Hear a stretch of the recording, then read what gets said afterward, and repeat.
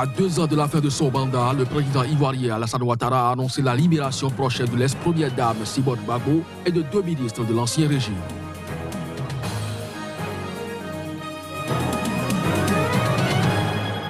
Au Cameroun, au moins 5 membres des forces de sécurité ont été tués dimanche dans les régions anglophones du nord-ouest et du sud-ouest. Il s'agit d'une information confirmée ce lundi par des sources sécuritaires. 27 opposants zimbabwéens arrêtés la semaine dernière dans le sillage des violences post-électorales vont rester en prison.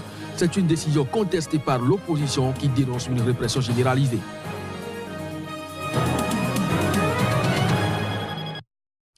Mesdames, Messieurs, bonjour et bienvenue dans cette session d'information. À 2 ans de la fin de son mandat, le président ivoirien Alassane Ouattara a annoncé lundi une large amnistie pour favoriser la réconciliation nationale, annonçant du coup la libération prochaine de l'ex-première dame Simone Gbagbo et 2 ministres de l'ancien régime. Simone Gbagbo, qui purge actuellement une peine de 20 ans de prison pour atteinte à la sûreté de l'État prononcée en 2015.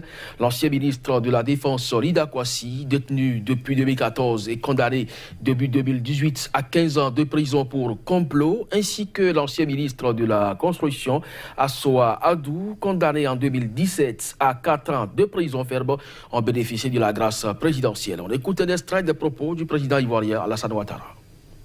En raison de mon attachement à la paix et à une réconciliation vraie, j'ai procédé ce lundi 6 août 2018 à la signature d'une ordonnance portant amnistie. Cette amnistie bénéficiera à environ 800 de nos concitoyens poursuivis ou condamnés pour des infractions en lien avec la crise post-électorale de 2010 ou des infractions contre la sûreté de l'État commises après le 21 mai 2011 à leur encontre. Il en sera de même pour les 300 autres personnes détenues qui seront libérées prochainement. Au nombre de celles-ci figurent notamment Madame Simone Eive Gbagbo, Messieurs Rida Kwasi, Assoa Adou, une 60aine de militaires et de membres de groupes armés ayant commis des crimes de sang ne seront pas concernés. 27 opposants zimbabwéens arrêtés la semaine dernière dans le sillage des violences post-électorales vont rester en prison.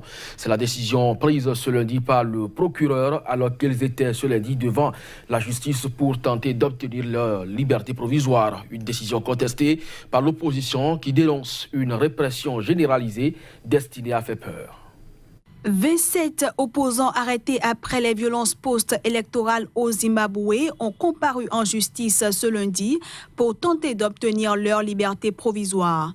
Mais le procureur a demandé à ce qu'ils restent en prison, estimant que la police recherche des complices et les enquêtes ne sont qu'à leur début. Selon lui, les libérer n'est pas dans l'intérêt de la justice, car la mort de 6 personnes et les voitures brûlées sont directement liées aux accusés. La défense, qui a évoqué des arrestations arbitraires, a fait savoir que 5 des prévenus étaient par exemple de simples assesseurs dans des bureaux de vote qui étaient venus chercher le remboursement de leurs frais de bus au siège du MDC. L'opposition, elle, accuse le pouvoir d'une répression tous azimuts pour intimider et empêcher toute contestation de la présidentielle du 30 juillet dernier, remportée par le président sortant Emmerson Mnangagwa. Samedi, la justice avait déjà repoussé à ce lundi l'examen du dossier des personnes qui ont été arrêtés jeudi lors de la perquisition par la police des locaux du Mouvement pour le changement démocratique MDC. Ce raid policier faisait suite à la répression mercredi de la manifestation qui contestait les résultats de l'élection présidentielle et qui s'est soldée par au moins 6 morts. Au Mali, 18 des 24 candidats à l'élection présidentielle du 29 juillet ont exigé ce lundi la démission du ministre chargé des élections et appelé à manifester ce mardi. Ils dénoncent un hold-up électoral par le camp du chef de l'État, Ibrahim Boubacar Keïta, arrivé en tête au premier tour du scrutin. Le collectif des candidats à l'élection présidentielle malienne exige la démission du ministre de l'administration territoriale et de la décentralisation, Mohamed Ag Erlaf. C'était lors d'une déclaration lue lundi à Bamako par leur chef de file, Soumaïla Cissé, arrivé deuxième au premier tour derrière le sortant Ibrahim Boubacar Keïta. Composé de 18 des 24 candidats au premier tour du scrutin, ce collectif considère le ministre en charge des élections comme principal responsable d'un hold-up électoral qui serait intervenu le 29 juillet dernier. Le pouvoir sortant est prêt à tout pour bafouer la volonté du peuple malien et fausser les résultats de cette élection. Nous assistons en fait à une tentative d'un véritable hold-up électoral. Bourrage d'urnes massifs dans le nord et le centre du pays. Cartes d'électeurs indisponibles dans de nombreux bureaux de vote. Fichier électoral mis en ligne vicié. Le collectif des candidats à l'élection présidentielle exige la démission du ministre de l'administration territoriale et de la décentralisation.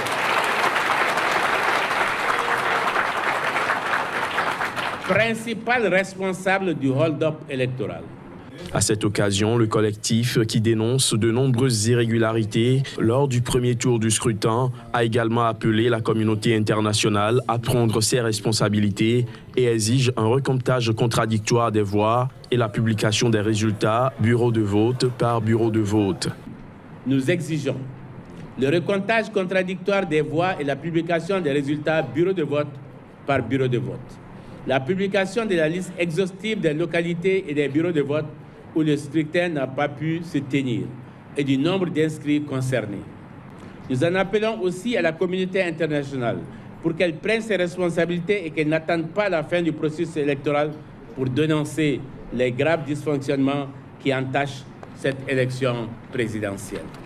Les 18 opposants ont annoncé un grand meeting de dénonciation de la fraude et de défense de la démocratie pour ce mardi 7 août à Bamako. Au Cameroun, au moins 5 membres des forces de sécurité, dont 4 gendarmes et un policier, ont été tués dimanche dans les régions anglophones du nord-ouest et du sud-ouest. Il s'agit d'une information confirmée ce lundi par des sources sécuritaires et autres sources, surtout des témoins. 4 gendarmes ont trouvé la mort dans l'attaque d'une brigade locale de gendarmerie à Essou, village du nord-ouest situé près de la ville de Oum. L'attaque qui s'est produite dans la matinée du dimanche a également fait des blessés. Selon une source proche des services de sécurité, les habitants d'Essou ont fui à la suite de l'attaque. Certains ont préféré gagner la brousse par peur et d'autres ont tenté de se rendre dans la ville de Bamenda, chef-lieu du nord-ouest du Cameroun. Ce même dimanche, à Moutangene, près de Bouéa, chef-lieu du sud-ouest, un officier de police a aussi été assassiné à son domicile par des inconnus, selon des témoins.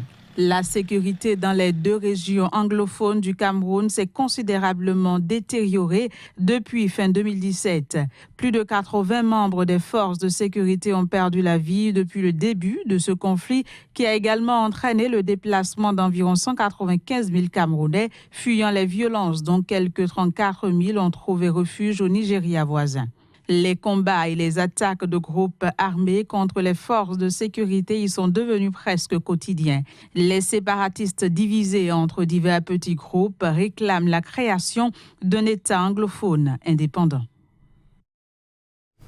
On retrouve dans un court instant Johannes Toanou pour parler sport.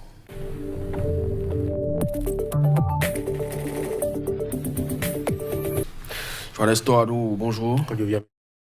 Un étalon de retour en France. Il s'agit bien sûr de Jonathan Pitroipa qui revient donc à la case départ. Tout à fait, Kodiovi Ametonou.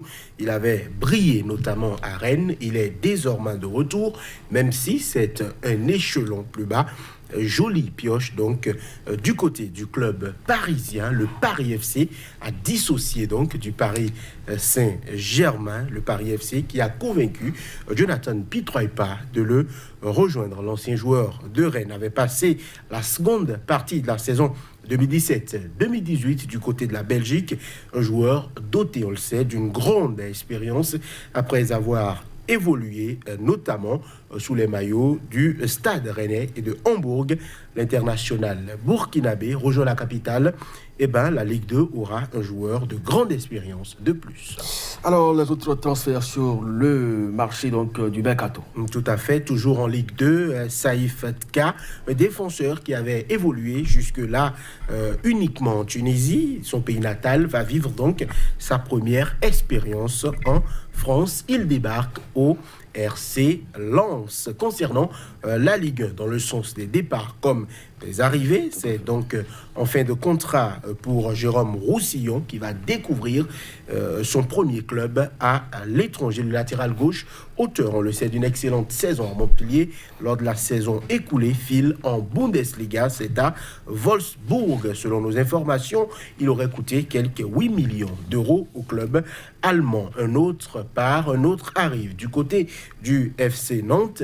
C'est le jeune défenseur qui appartient à Chelsea, Mats Miazga, qui vient chercher du temps de jeu en France et plus exactement à Nantes où il a été prêté jusqu'en juin prochain. Il avait passé les 2 précédentes saisons au Vitesse Arnhem. On en avait parlé sur ce plateau, mais c'est désormais officiel. Axel Witsel est revenu donc en Europe 1 an et demi après son départ du Zénith Saint-Pétersbourg pour le championnat chinois.